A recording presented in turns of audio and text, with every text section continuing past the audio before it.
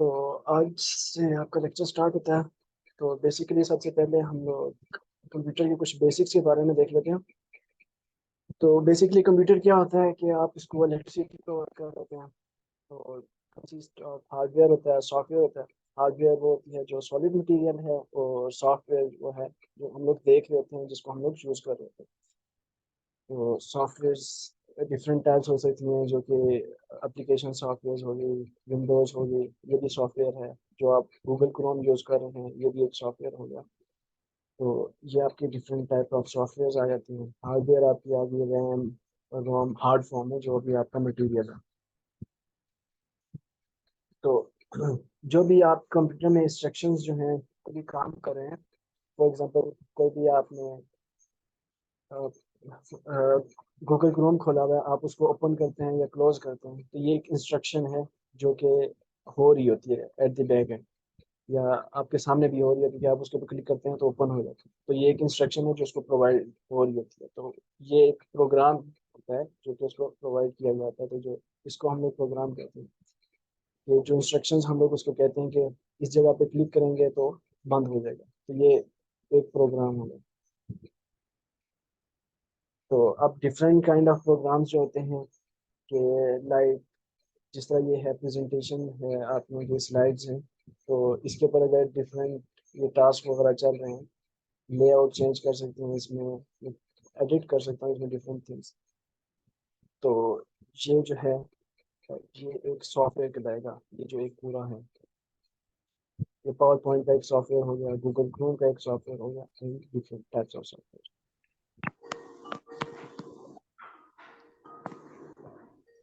Then हम लोग आ जाते हैं हार्डवेयर, मेमोरी। तो बेसिकली आपका जो कोई भी प्रोग्राम वगैरह प्रोसेसेस होते हैं, कोई भी सॉफ्टवेयर होते हैं, वो आपकी मेमोरी में रन होता है। आपकी दो टाइप्स की मेमोरी होती है, एक होती है रैम होगी, एक रोम होगी। तो बेसिकली टेम्परेरी फाइल्स होती है जो कि अभी रन हो रही होंगी आपके सामने, जो आप जिसमें आप चीज़ें चेंज कर रहे होते हैं। तो वो आपकी रैम होती है, टेम्परेरी मेमोरी होती है, जो कि आपकी उसी टाइम चल रही होती है। और जैसे ही आप उसको क्लोज करेंगे, वो एंड हो जाएगा। उसमें से कोई भी चीज़ सेव नहीं हो रही होगी। अगर कोई भी चीज़ आपकी सेव हो रही है मतलब कि आप उसको अ, आज अगर उसको सेव कर रहे हैं और कल परसों उसको ओपन कर रहे हैं, तो आपने जो चीज़ें एडिट की थी उसमें, वो वहाँ पे मौजूद होंगी। तो वो आपकी हार्ड डिस्क में सेव हो रही होती है, जो कि परमानेंट मेमोरी है। आप उसको आज ओपन करें, परसों ओपन करें, या 4 दिन बाद ओपन करें, तो वो चीज़ें आपको चेंज हुई मिलेंगी। लेकिन अगर कुछ प्रोग्राम्स हो गए जिनको आप अभी क्लोज करते हैं और आप उसको दोबारा ओपन करते हैं, तो वो वहीं से स्टार्ट होंगे जहाँ से पहली मरतबा स्टार्ट हुए थे। उसमें कुछ जो आपने चेंजेस किए होंगे वो नहीं होंगे। तो वो जो होती है वो आपकी रैम में चल रही होती है। तो हार्डवेयर में आपकी जो मेन जो कंपोनेंट्स होते हैं, वो सीपीयू आ गया, प्रोसेसिंग यूनिट, ये जो है ये आपके प्रोसेसर्स जो होते हैं, ये तकरीबन एक ही चीज़ों के नाम हैं। तो ये जो है आपके इंस्ट्रक्शंस, जो भी आप अपना काम करवा रहे होते हैं वो वहाँ से करें। एक सॉफ्टवेयर में अगर हम लोग कहते हैं कि ये माइनस है, तो माइनस के ऊपर क्लिक करेंगे, वो माइनस हो जाएगा। तो ये जो काम है, ये सारा जो है ये प्रोसेसर में करना है। उसको पता होना चाहिए कि यहाँ पे, उसको समझ आनी चाहिए कि यहाँ पे माइनस में करेंगे तो क्या होगा। तो ये चीज़, तो जो कंप्यूटर मेमोरी है वो आपका मेमोरी का डाटा होल्ड कर रही होगी। और जो 1 गीगाबाइट है रैम है, वो 1 billion bytes of memory use कर रही है। एक बाइट जो है वो आपका एक करंट फ्लो को शो करता है। करंट फ्लो मतलब कि आप कंप्यूटर में क्या इनपुट दे रहे होते हैं, बेसिकली वो होता है करंट होता है, बिजली। या तो वो बिजली होगी या नहीं होगी, जिसे हम 0 या 1 कहेंगे, ऑन या ऑफ होंगे। तो जिसे हम बाइनरी लैंग्वेज कहते हैं, जो कि एक मशीन लैंग्वेज होती है आपकी बेसिकली। तो आप जितना भी काम कर रहे होते हैं, एक एक सॉफ्टवेयर जो है वो 1 1 गीगाबाइट का होता है, 1 गीगाबाइट से ज़्यादा भी होते हैं। तो उसका ये मतलब है कि वो इतनी मेमोरी जो है वो एक करंट फ्लो जो है वो 1 सेकंड में इतना परफॉर्म कर रहा है। 1 गीगाबाइट वो अपनी रैम लेके बैठा हुआ है, इतने करंट्स वो 1 सेकंड में फ्लो कर रहे हैं, तो उसका मतलब होता है ये गीगाबाइट है इसका। इतना करंट फ्लो हो रहा है, अप एंड डाउन हो रहा है, 0 और 1 चेंज हो रहे हैं इसमें। तो देन हम लोग आ जाते हैं कंप्यूटर प्रोग्रामिंग लैंग्वेजेस के ऊपर। प्रोग्रामिंग लैंग्वेजेस जो होती हैं, जिस तरह आप किसी भी इंसान से या किसी भी। वो बुआ जी, कोई क्वेश्चन है आपका? हाँ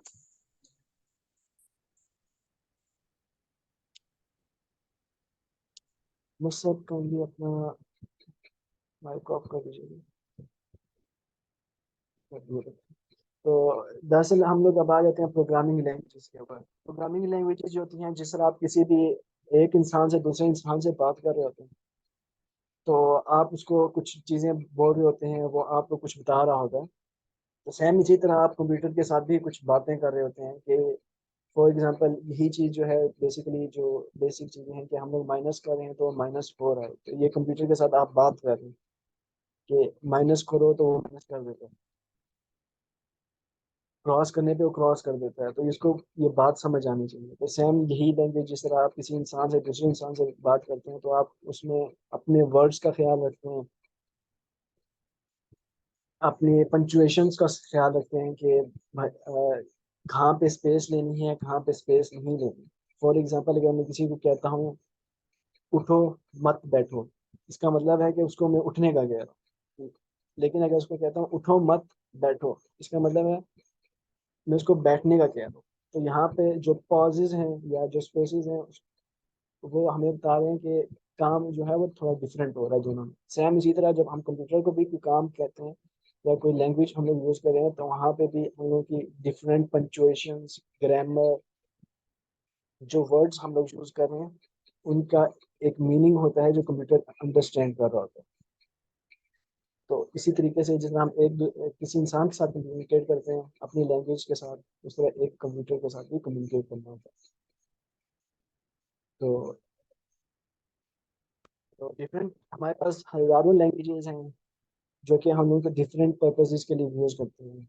पाइथन, C++, सी, C#, जावा आ गई, जावा स्क्रिप्ट हो गई, HTML, CSS, और हजारों इस तरह की हैं जो कि हम लोग यूज कर रहे होते हैं।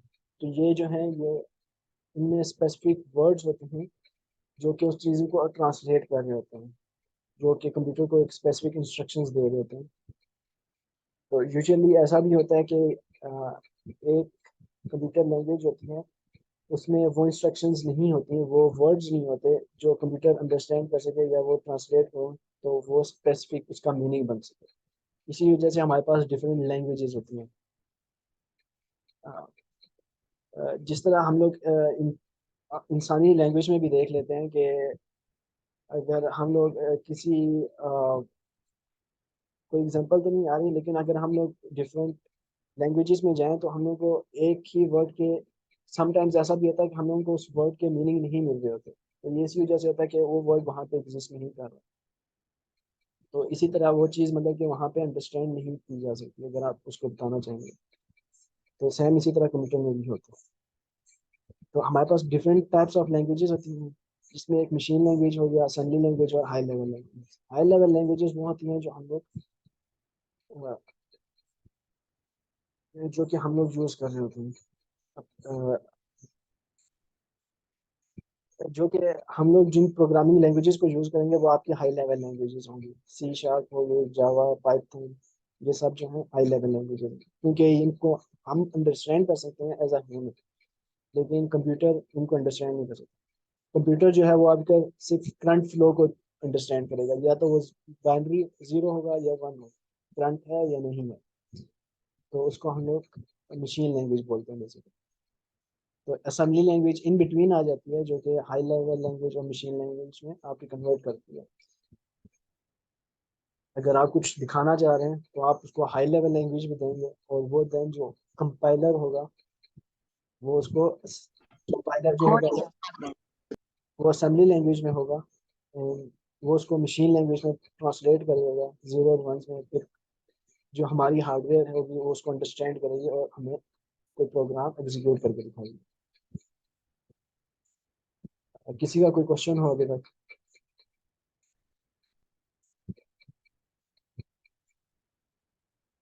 सब समझ आ रही है सबको? तो देन हम लोग आ जाते हैं पैराडाइम्स कौन से होते हैं किसी भी प्रोग्रामिंग लैंग्वेज के। पैराडाइम वो होता है कि जो हम लोग राइटिंग स्ट्रक्चर होता है, हम लोग किस तरह चीज़ें लिखने हैं या उसको हम लोग कहने वे ऑफ राइटिंग जो है प्रोग्रामिंग, कोई भी प्रोग्रामिंग लैंग्वेज है वो किस तरह यूज की जाए। स्ट्रक्चर प्रोग्रामिंग वो होती है ये दरअसल प्रोग्रामिंग लैंग्वेजेस की थोड़ी सी टाइप्स आ जाती हैं कि हम लोग उनको किस कैटेगरी में ठहराते हैं। स्ट्रक्चर प्रोग्रामिंग में ये होता है कि आपकी जितनी भी प्रोग्रामिंग है उसमें जितने भी प्रोग्राम्स एग्जीक्यूट हो रहे होते हैं या जो इंस्ट्रक्शंस हम लोग लिख रहे होते हैं कि A is equal to 20, B is equal to, जिस तरह ये एग्जांपल है फर्स्ट वाली जो इमेज है, इसमें ये है कि सिंपली हम लोग ये line by line, line by line चलेगा जो स्ट्रक्चर प्रोग्रामिंग होती है। इसमें आपके डिफरेंट थिंग्स नहीं होते हैं, लाइक हम लोग अगर कहें ऑब्जेक्ट ओरिएंटेड नहीं होते हैं, और इसमें डिफरेंट फंक्शंस नहीं यूज हो रहे होते हैं, इसमें डायरेक्टली आपका लाइन बाय लाइन चीज़ें चल रही होती हैं। तो इसमें बेसिकली क्या होता है, लूप्स यूज हो रहे होते हैं, कंडीशनल्स होती हैं, और सब और होते हैं। तो इसमें हमारे पास सीक्वेंस आ गया। सीक्वेंस मतलब सिंपल जो आपकी स्टेटमेंट्स हैं, A is equal to 20, B is equal to 10, C is equal to A minus B, और ये सब्ट्रैक्शन हमारे पास आ गई। तो ये जो है ये सिंपल सीक्वेंस है। जो सिलेक्शन होगी उसमें हम लोग सिलेक्ट कर रहे होते हैं किसी एक कंडीशन के ऊपर, इफ एल्स लगा के कि ये किसी चीज़ को सिलेक्ट कर रहे होते हैं कि आया वो ट्रू है या फॉल्स है। तो उसकी बेस के ऊपर हम लोग उसके ऊपर चीज़ें एग्जीक्यूट करते हैं। अगर टू वन से बड़ा है तो हम लोग कह देंगे कि जिस तरह यहाँ पे लिखा हुआ है कि 10 is divided by 2 is equal to 10, तो हम लोग बताना चाह रहे हैं कि अगर वो 2 से डिवाइड हो जाता है तो वो एक इवन नंबर है, अगर डिवाइड नहीं होगा तो वो एक ऑड नंबर है। तो ये हम लोग सिलेक्ट कर रहे हैं 2 से डिवाइड कर। तो सेम रेपिटेशन में क्या होगा कि चीज़ें जो आप एक ही लाइन का कोड है आप उसको बार बार रिपीट करना चाह रहे हैं, आप उसको अगेन एंड अगेन यूज करना है। तो उसमें आप बार बार सेम ही लाइन ऑफ कोड को बार बार लिखने से बेहतर है कि आप उसमें कुछ ऐसा लिखें, रिपीट करें, जिससे वो खुद ब खुद चलता रहे। जैसे यहाँ पे हम लोगों ने लूप लिया हुआ था, ये चीज़ यहाँ बाद में सीखेंगे अगर किसी को नहीं पता। तो इसमें यह है कि इंस्टेड ऑफ यहाँ पे 5 टाइम्स बुक चलेगा, हम लोग 5 मिनट के पास स्टेटमेंट लिखने के बजाय अगर हम लोग 2 लाइन का कोड लिखें और उसको रन कर दें तो वो बार बार वही चीज़ चलती रहेगी। तो ये हम लोग की स्ट्रक्चर प्रोग्रामिंग में आ जाता है। देन हमारे पास आती है एक और पैराडाइम होता है जिसे हम ऑब्जेक्ट ओरिएंटेड पैराडाइम कहते हैं। ऑब्जेक्ट ओरिएंटेड प्रोग्रामिंग में ये होता है कि फॉर एग्जांपल अब अ, इसमें ये होता है कि आपके डिफरेंट चीज़ों के दरमियान कॉमन्स होती हैं। फॉर एग्जांपल अगर मैं किसी भी ऑफिस का देख रहा हूँ, तो ऑफिस में क्या होगा कि वहाँ पे डिपार्टमेंट्स होंगे। हर डिपार्टमेंट में कुछ क्वालिटीज़ होंगी जो सभी डिपार्टमेंट में कॉमन होंगी। तो उसमें हम लोग चीज़ें जिनमें कॉमन आ रही होती है हम लोग वहाँ पे ऑब्जेक्ट ओरिएंटेड प्रोग्रामिंग यूज करने लगते हैं। फॉर एग्जांपल अगर एक और एग्जांपल देख लें, अगर एज अ ह्यूमन, अगर हम लोग किसी भी ह्यूमन की चीज़ें देख लें तो उसमें उसके हाथ पाँव नाक ये सब क्वालिटीज उसमें सेम होंगी। तो वहाँ पे हम लोग ऑब्जेक्ट ओरिएंटेड प्रोग्रामिंग यूज करेंगे ताकि हम लोगों को कोड जो है वो बार बार यूज ना करना पड़े। अब वहाँ पे ऐसा होगा कि अगर हम हसन की खसूसियात बता रहे हैं, उसकी प्रॉपर्टीज बता रहे हैं, तो हम लोग उसकी प्रॉपर्टीज भी लिख लेंगे। और अगर किसी एहसन का देख लें या किसी और वलीद मसूद का देखें तो कोड हम लोगों ने एक ही लिखा होगा, लेकिन हम लोग उनकी प्रॉपर्टीज के लिए बार बार हमें चीज़ें लिखनी नहीं पड़ेंगी। वहाँ पे हम लोग ऑब्जेक्ट ओरिएंटेड प्रोग्रामिंग यूज कर रहे होते हैं।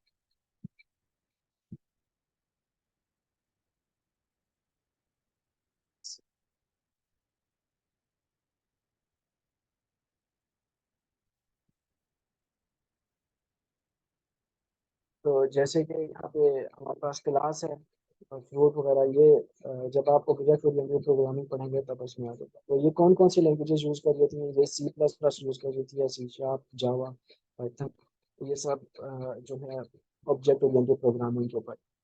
अ, इसके अलावा जिस तरह सी है, वो आपकी ऑब्जेक्ट ओरिएंटेड प्रोग्रामिंग नहीं यूज़ करती, तो उसमें आप ये इन चीज़ों का फ़ायदा नहीं उठा सकते जो आप ऑब्जेक्ट ओरिएंटेड प्रोग्रामिंग में यूज़।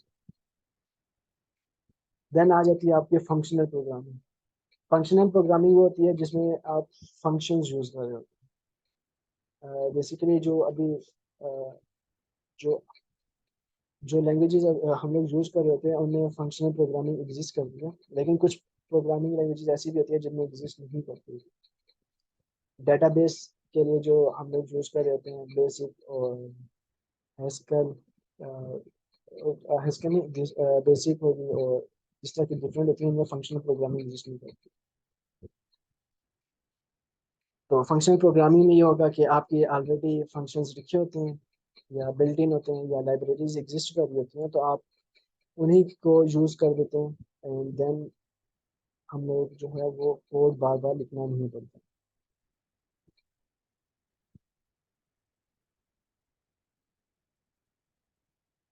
तो ये जो है ये हमारा सपोर्ट करती है हम लोग जो भी फंक्शनल स्टाइल है। हमारे पास जो पाइथन है, एसक्यूएल है, लिब्स है, ये सब जो है फंक्शनल स्टाइल को रेफर करती है और इन्हें access करती है।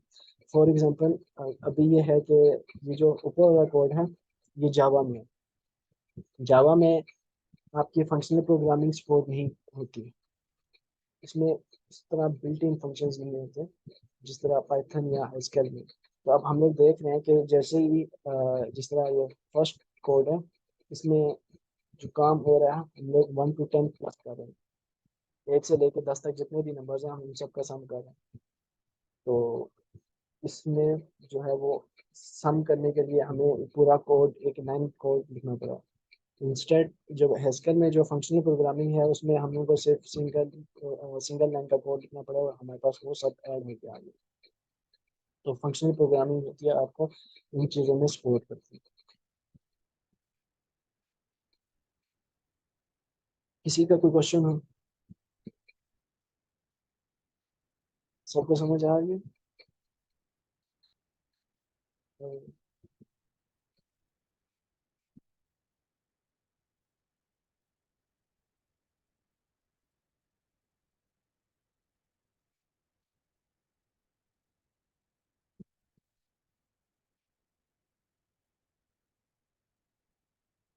किसी का कोई क्वेश्चन हो तो माइक ऑन करके पूछ सकते हैं।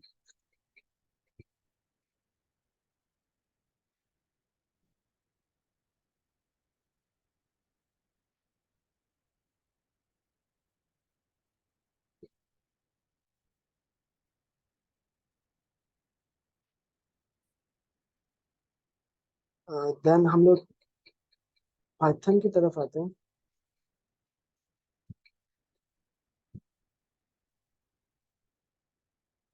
पाइथन बेसिकली पाइथन जो थी वो 1990s की लैंग्वेज है, वहाँ पे उस टाइम इसको बनाया गया था। और ये सी के ऊपर बेस्ड होती है, सी के ऊपर बनाई गई है। सी के ऊपर C++ भी बनाई गई थी, उसके एडवांस में है, और जो सी के ऊपर पाइथन भी बनाई गई है। पाइथन जो है वो रिलेटिवली हाई लेवल लैंग्वेज है और रिलेटिवली इजी है किसी भी दूसरी लैंग्वेज की निस्बत। C++, जावा और इनकी निस्बत ये बहुत ज़्यादा इजी है। अगर हम लोग कोई भी कोड जो है वो C++ में लिखते हैं और जावा में पाइथन में लिखते हैं, तो वो कंपेरेटिवली C++ का कोड होगा वो डबल होगा एज कम्पेयर टू पाइथन।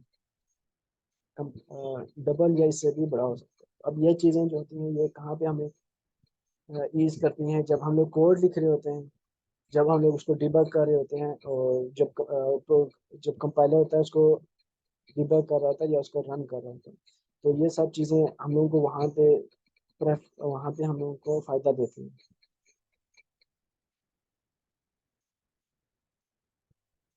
तो अब इसका जो सी प्लस में अगर प्लस प्लस में अगर हम लोग कोड कंपाइल कर रहे होंगे तो वो हमारे लिए रिलेटिवली डिफिकल्ट होगा, वहाँ पे चीज़ें डिबग करना भी मुश्किल होती हैं, कोई एरर आ गया तो वो हम लोगों को निकालने के लिए काफ़ी टाइम लग जाता है। इसके अलावा जो पाइथन होती है वो आपकी उसमें वो स्पेसिंग बेस्ड है, या आपने कितनी स्पेसिंग दी है, इंडेंटेशन बेस्ड है। इंस्टेड ऑफ डिफरेंट दूसरी जो लैंग्वेजेस हैं वहाँ पे आपकी सेमी कॉलन यूज़ करते हैं कि इंस्ट्रक्शन कमांड जो है वो एंड हो गई है, लाइन ऑफ कोड एंड हो गई, तो उसके लिए सेमी कॉलन यूज़ करते हैं, तो पाइथन इस वजह से ज़्यादा इजी हो जाता है। अगर आपका कहीं पर सेमी कॉलन मिस हो गया तो आपको पूरा कोड वहाँ से दोबारा छानना पड़ता है कि कहाँ पे मिस हो गया और कहाँ पे रह गया, तो पाइथन इस काम में काफ़ी रिलेटिवली इजी है।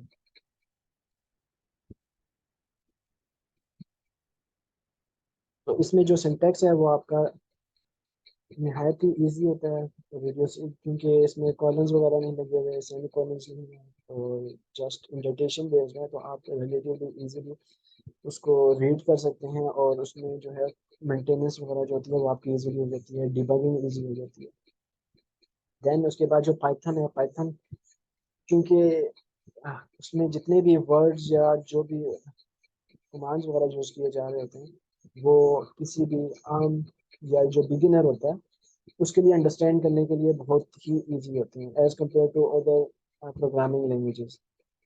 अगर आप जावा में जाते हैं तो जावा में आपको काफ़ी चीज़ें कम्प्लेक्स होती हैं, वहाँ पे आपको एक तो ये होगा कि आप लोगों को प्रोग्रामिंग सीखनी होगी और दूसरी ये होगा कि आपने जो लैंग्वेज है उसको सेपरेटली सीखना होगा, क्योंकि सेपरेटली मतलब उसमें उसकी डिफरेंट लिमिटेशंस होती हैं प्रोग्रामिंग लैंग्वेज की, तो वो भी आपको सीखनी पड़ती हैं, तो वो वहाँ पे काफ़ी रिलेटिवली मुश्किल हो जाता है। यहाँ पे पाइथन में चूंकि काफ़ी इजी है, एक बिगिनर जब भी आता है तो वो अगर पाइथन स्टार्ट कर लेता है तो वो उसके लिए इजी हो जाता है। इसमें सिंपल इंग्लिश के सिमिलर ही वर्ड्स यूज़ किए गए हैं, तो पाइथन में हम इनको कोई भी इजीली यूज़ कर सकते हैं। देन इसमें इसी वजह से ज़्यादातर लोग जो हैं वो पाइथन यूज़ कर रहे हैं, पाइथन सीख रहे हैं, तो अब ज़्यादा लोग होंगे तो इकोसिस्टम बढ़ेगा, इकोसिस्टम बढ़ेगा तो आप कोई भी काम या कोई भी टास्क वगैरह जो है अगर आपने उसमें आपको मुश्किल हो रही है, आपको सोल्यूशन नहीं मिल रहा, तो आप जस्ट वहाँ पे जाके गूगल वगैरह करेंगे या उसके इकोसिस्टम में जाएंगे तो आपको इजीली उसके डेवलपर जो है वो आपको हेल्प कर देंगे। जितने ज़्यादा डेवलपर्स होंगे उतनी जल्दी आपको हेल्प मिल जाएगी। रिलेटिवली आप किसी भी न्यू लैंग्वेज या वो लैंग्वेज जिसमें जिसका इकोसिस्टम उतना नहीं है, छोटा है, या जहाँ पे लाइब्रेरीज कम है, तो वो आपको इतना हेल्प नहीं कर सकेंगे।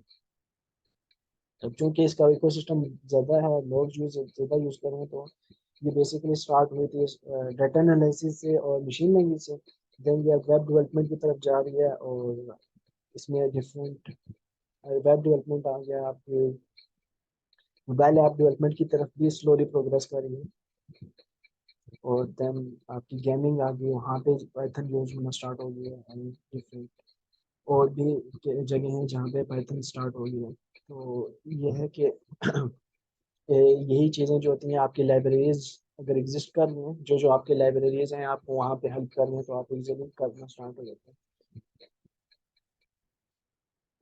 मशीन लर्निंग हो गया, ऑटोमेशन हो गया, ऑटोमेशन में बेसिकली आप कोई भी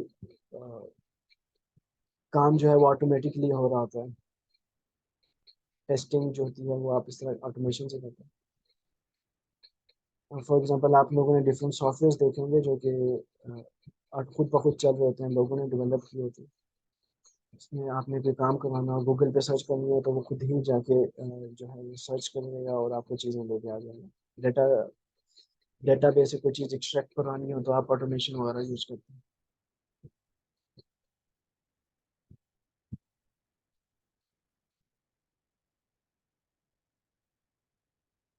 देन जो है वो केस सेंसिटिव है पाइथन।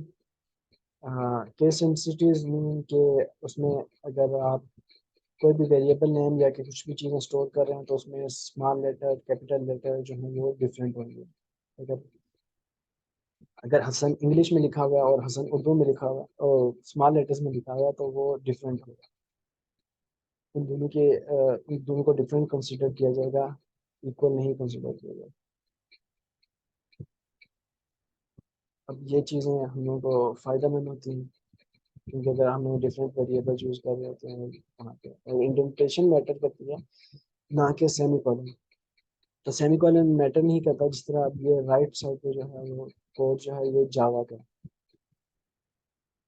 तो जावा का कोड है, तो यहाँ पे सेमी कॉलन यूज़ किया गया होगा, तो हम लोग को सेमी कॉलन वगैरह यूज़ करना लाजमी होते हैं। वहाँ पे ब्रैकेट्स आ गए और इन सब चीज़ों का ख्याल करना लाजमी होता है। तो अगर इनका ये कहीं रह जाते हैं, मिस हो जाते हैं, तो वहाँ पे इसका इशू आता है। एज कम्पेयर टू आपका इंडेंटेशन होती है, आप जस्ट आपको पता हो कि इंडेंटेड आपका कोड जो है वो इंडेंटेड है, तो स्पेसिंग उसकी सही हुई है, तो वो इजी हो जाता है रिलेटिवली।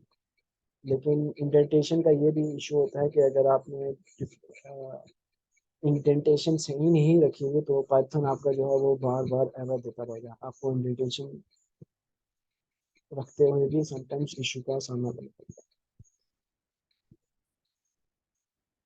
तो अब ये नीचे लास्ट में एग्जांपल है, जिसमें लेफ्ट साइड पे जो है वो आपका पाइथन का कोड है। पाइथन का कोड एज कम्पेरेटिवली 3 लाइन्स में आ गया, जबकि अगर हम लोग जो है जावा के कोड की तरफ, तो जावा का कोड जो है वो इसके डबल है, ऑलमोस्ट डबल है। तो अब ये चीज़ जो है ये एक ही काम हो रहा है दोनों में बेसिकली। इसमें भी वही 3 4 वेरिएबल्स हैं जो प्रिंट आउट होंगी, और जावा में भी वही चीज़ जो है वो प्रिंट आउट होगी। तो अब ये जो है पाइथन में 3 लाइन में हो गया, और जावा में आपका तकरीबन 7 लाइन्स आपकी हुई, 8 लाइन्स।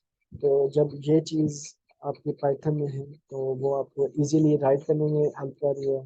तो अब ये चीज़ जो है ये आपका 3 लाइन ऑफ कोड है, लेकिन जब आप 1000 एक बड़ा सॉफ्टवेयर बना रहे होंगे या एक बड़ी कोई एप्लीकेशन बना रहे होंगे, तब ये कोड जो है वो आपका एक्सक्यूज मी सर, जी ये जो है ना स्क्रीन हमारी वो ब्लैंक है। स्क्रीन यस शेयरिंग सर, के लिए स्क्रीन शेयर नहीं हो रही प्रॉपर। स्क्रीन जी।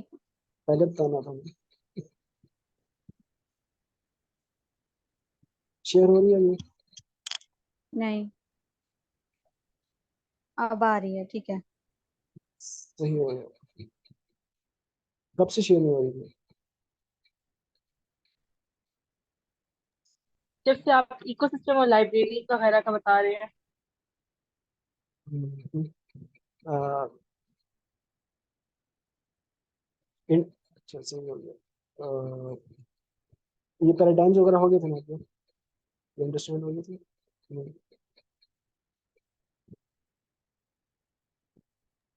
ये तो ये हो गया था। ये हो गया था हार्डवेयर मेमोरी।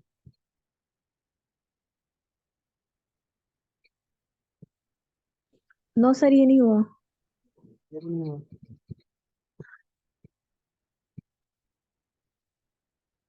हाँ, सर ये बेसिक तो हो गई थी ना सारी। ये भी हो गया। नेक्स्ट। प्रोग्राम ये भी हो गया। ये भी हो गया था। ये हो गया। हाँ जी, ये भी हो गया था। ये भी हो गया था। नेक्स्ट। हाँ, आई गेस ये भी हो गया था। तो यहाँ पे इंट्रोडक्शन टू यस तो ओके यहाँ ओके से, यहाँ इंट्रोडक्शन। तो बेसिकली इसमें यही चीज़ है कि हम लोग पाइथन का सिंपल इंट्रोडक्शन हुआ है, ज़्यादा नहीं है इसमें कुछ खास। तो बाकी ये है कि पाइथन में जो आपका कोड होगा वो रिलेटिवली स्मॉल होगा as compare to other language. 1990s की लैंग्वेज है, हाई लेवल है, और इसकी सिंपल है as compare to other languages. जो भी जावा हो गए, सी प्लस प्लस हो गई, तो वहाँ पे आपको दो डिफरेंट चीज़ें भी सीखनी पड़ती हैं। एक तो लैंग्वेज को अंडरस्टैंड करना सीखना पड़ता है, जो सी प्लस प्लस का उसके अपने जो रूल्स हैं, कंडीशंस हैं, उसमें कौन सी चीज़ अगर आपने कोई चीज़ प्रिंट करानी है वो कैसे प्रिंट करवाएंगे, उसका डिफरेंट वेज होते हैं as compare to Python. Python में आप अगर सिंपल कुछ भी प्रिंट करवा रहे हैं तो आप जस्ट उसमें इंग्लिश के ज़्यादा वर्ड्स हैं और सिंपल हैं, तो वो इजी हो जाता है जो है किसी भी बिगिनर के लिए, और कोई भी जो न्यू आ रहा है प्रोग्रामिंग की तरफ। तो ये चीज़ आप जैसे किसी भी न्यू पर्सन के लिए ईजी हो जाती है, तो इसी वजह से जो है वो ज़्यादा लोग जो है वो पाइथन की तरफ ही आ रहे हैं। तो पाइथन की तरफ आ रहे हैं तो यहाँ पे क्या होगा, इसका इसका इको सिस्टम बढ़ जाएगा, इसकी लाइब्रेरीज जो न्यू आ रही हैं वो बढ़ना स्टार्ट हो गई हैं। तो अब वो ज़्यादा बढ़ रही हैं तो इसकी फील्ड वास्ट हो गई है। तो अगर आप कोई भी चीज़, किसी में भी चीज़ में आपको डेवलपमेंट करनी है, आपको हेल्प चाहिए, तो आप सिंपली जाके कहीं पे भी लिखेंगे, गूगल हो गया या किसी और जगह पे आप जाके लिखेंगे तो आपको उसकी कम्युनिटी से इजीली आंसर्स मिल जाएंगे। रिलेटिवली कि अगर आप किसी भी ऐसी लैंग्वेज में जाते हैं जो कि यूज़ कम की जा रही है, उसका इकोसिस्टम कम है, फॉर एग्जांपल जावा को ही ले लें, तो जावा का इकोसिस्टम मतलब कि वहाँ पे उसको लोग ज़्यादा यूज़ नहीं कर रहे होते, बहुत कम डेवलपर्स होते हैं जावा के। तो वहाँ पे आपको उस तरह हेल्प नहीं मिलेगी रिलेटिवली पाइथन पे। तो बेसिकली जो पाइथन आई थी वो डाटा एनालिसिस मशीन लर्निंग के लिए आई थी। देन ये स्प्रेड होते होते चूँकि इसकी ईज थी, इजीली लर्न किया जा सकता था, इजीली यूज़ किया जा सकता था, तो आगे वेब डेवलपमेंट आ गई है इसमें इसमें आपकी मोबाइल एप्लीकेशंस की तरफ जा रहा है, और देन आपका जो गेमिंग वाला है उसकी तरफ भी जा रही है। अब अभी ब्लॉकचेन वगैरह भी आ गई है तो ब्लॉकचेन की तरफ भी जा रहा है पाइथन जो है, वहाँ पे भी पाइथन की स्लोली डेवलपमेंट, ब्लॉकचेन डेवलपमेंट में भी पाइथन यूज होना स्टार्ट हो गई। अभी जो ऑटोमेशन लिखा हुआ है, ऑटोमेशन जो बेसिकली ये होता है कि आपने कभी देखा होगा कि कुछ सॉफ्टवेयर होते हैं वो ऑटोमेटिकली चलते रहते हैं, उसमें एक बार रन कर दो तो वो चीज़ें कर रहे होते हैं। गूगल से सर्च करना होता है, खुद ये सर्च करके लेके आ रहे होते हैं, एक ही मरतबा आपने उसको रन करना होता है, तो बेसिकली ऑटोमेशन वगैरह होता है। तो वहाँ पे पाइथन जो है वो आपके रिलेटिवली वहाँ पे हेल्प कर रही है। और बना लेते हैं पाइथन में बेसिकली जो भी आप जो उसकी लैंग्वेज है उसमें इंग्लिश यूज़ हो रही है, सिंपल इंग्लिश के वर्ड्स हैं। हम लोग जिस तरह फर्स्ट वाले एग्जांपल में यूज देख लेते हैं तो बिल्कुल सिंपल है एज कम्पेयर टू जो जावा है। वहाँ पे आपको काफ़ी डिफिकल्टी होती है कई चीज़ें डिक्लेयर यूज़ करने में, वहाँ पे वेरिएबल्स डिक्लेयर करने में, काम कराने में। तो जावा में आपको लिखने पड़ते हैं, ब्लॉक्स होते हैं आपके, ब्रैकेट्स यूज होती हैं, और कोई भी जो आपकी इंस्ट्रक्शन है वो एंड करने के लिए सेमीकोलन यूज होता है। एज कम्पेयर टू पाइथन में आपको जस्ट इंडेंटेशन मैटर करती है और स्पेसिंग होती है। तो आपने स्पेसिंग में स्पेस दे दी है तो इसका मतलब है वो इंडेंट हो गया, वहाँ पे लाइन कोड जो है वो एंड हो गया, तो आपको टेंशन नहीं होती कि भाई ब्रैकेट्स एंड हो रही है नहीं हो रही, सेमीकोलन लगा हुआ है नहीं लगा हुआ। तो ये चीज़ रिलेटिवली ईज पैदा कर देती है आपके लिए। तो लेकिन समटाइम्स ऐसा भी होता है कि इंडेंटेशन ज़रा से भी आगे पीछे होगी तो वहाँ पे आपको पाइथन एरर देना स्टार्ट हो जाता है। तो ये हमें ईज भी प्रोवाइड करता है और समटाइम्स इसमें इशू भी होना स्टार्ट होता है। तो अब ये जो नीचे पिक्चर है, राइट साइड पे आपका जावा का कोड है और लेफ्ट साइड पे पाइथन का कोड है। तो जो पाइथन का कोड है वो आपका 3 लाइन में आ रहा है, तो जो जावा का कोड है वो आपका तकरीबन 8 लाइन में आ रहा है। तो अब ये चीज़ जब आप इसको लिख रहे होंगे तब भी आपको डिफिकल्टी होगी। अगर कोई आपको एरर आ गया, आपने डिबग करना है तो आपको वहाँ पे भी डिफिकल्टी होगी कि 8 लाइन्स को देखना है और यहाँ पे आपको 3 लाइन को देख लेना है। और सिमिलरली जब वो कंपाइलर रन कर रहा होगा तो उसको भी थोड़ी यूज हो जाएगी। और जब भी आप अ, एक बड़ा सॉफ्टवेयर बना रहे होंगे जहाँ पे आपका 3-3 4-4 हज़ार लाइन्स का एक कोड, एक उसमें फाइल होगी, एक फाइल आपकी हज़ारों में जाती है।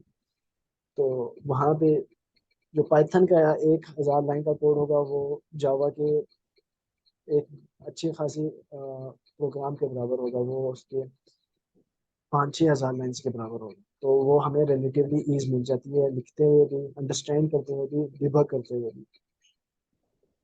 तो ये चीज़ें हम लोगों को पाइथन में ईज मिल जाती है। तो अगर इंटरप्रेटिंग और कंपाइलिंग जो सोर्स कोड होता है, अगर सोर्स कोड जो होता है वो हम लोग कोई भी कोड जो हम लोग कंप्यूटर में लिख रहे होते हैं उसको हम लोग सोर्स कहते हैं, किसी भी लैंग्वेज का हो, किसी भी हम लोग ने जो भी प्रोग्रामिंग लैंग्वेज में हम लोग उसको लिख रहे होंगे उसको हम लोग सोर्स कोड कहेंगे। जो कंप्यूटर को हम लोग बोल रहे हैं कि ये करके दे तो वो उसका सोर्स कोड होगा। तो देन हम लोग आ जाते हैं, तो मशीन कोड के लिए, मशीन कोड में बेसिकली ट्रांसलेट होता है जो भी आपका सोर्स कोड होता है। जिस तरह मैंने बताया था कि मशीन लैंग्वेज होती है, एक हाई लेवल लैंग्वेज होती है, और दरम्यान में आपकी दूसरी लैंग्वेज होती है, तो वो बेसिकली ट्रांसलेट हो रहा होगा बाइनरी में। बाइनरी में जो है कंप्यूटर अंडरस्टैंड करेगा और वो उसको एग्जीक्यूट करेगा।